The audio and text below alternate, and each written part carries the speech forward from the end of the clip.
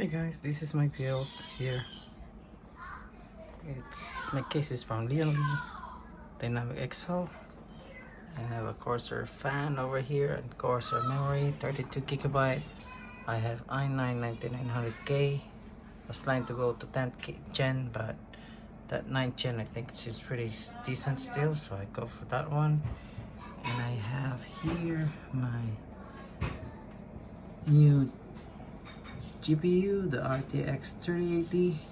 It was an amazing graphic card. It's amazing graphic card. Telling you guys, so I would recommend you guys to get one of those.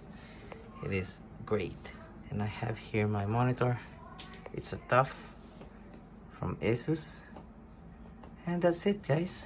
Just a quick share of my build with RTX 3080 on it. Thank you.